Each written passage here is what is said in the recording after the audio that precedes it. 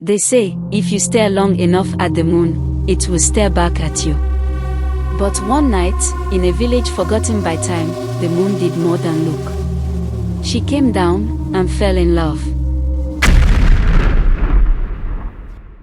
Long ago, in a quiet village surrounded by forests and hills, people lived simple lives, farming by day, dancing by night.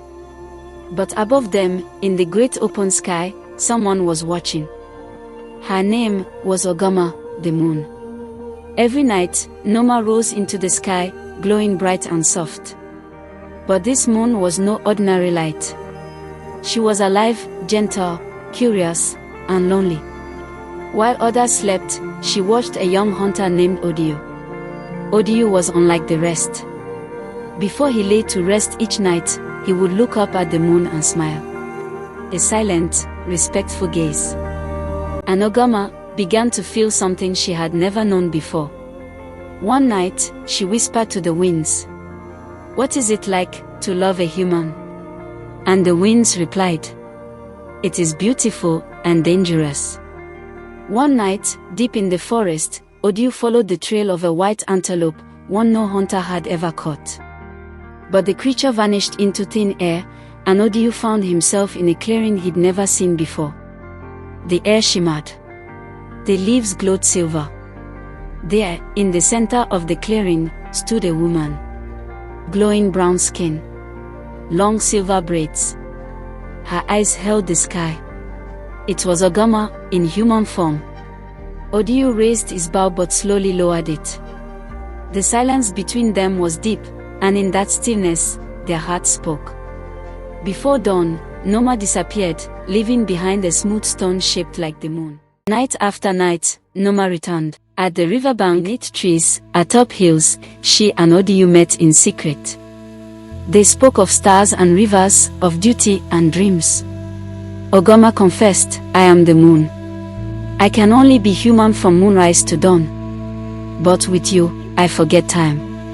Odiu, in turn, gave her a lion-tooth necklace. "To protect you, even when I'm not there." But not everyone was blind to the change. Odiu's younger sister, Ain, noticed his late disappearances, the strange glow in his eyes. And one night, she followed him. Ain rushed to the wise elder, Edo, a man whose face bore ancient white markings and whose staff carried the weight of centuries. She told him everything. Edo listened in silence, then stood slowly. "This has happened before," he said. "When the moon falls in love with man, she forgets the sky. And the sky punishes all. The spirits," he warned, "would not allow such love to last. The world needs the moon, just as the sea needs the tide. Still, love does not ask permission." At the sacred riverbank, under a blinding full moon, Odiu and Noma made their vows.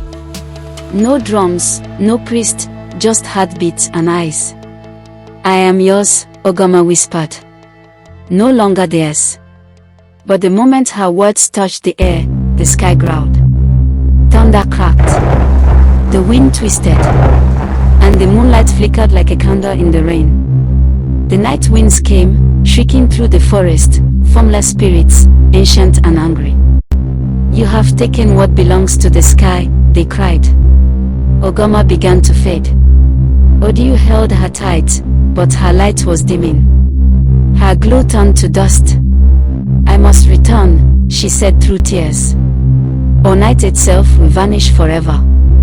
On the same hill where they first met, the lovers said goodbye. Odiu's voice broke, "Stay, please." But Ogama shook her head, tears like silver on her cheeks. "If I stay, the world loses its moon. If I go, I lose you." She pressed the moon pendant into his palm. "Each night I will rise, and each night I will shine only for you." With that, she vanished. 1 year passed. Each night, Odiu sat outside his hut, older now, quieter. He looked up at the sky, and there she was, the moon, bright and bold. And carved into her glow was the shape of a lion-tooth necklace. Even far apart, their love still watched each other. Moral: Some loves are not meant to last in the flesh, but they live forever in light. True love may not hold hands forever, but it will always rise and shine.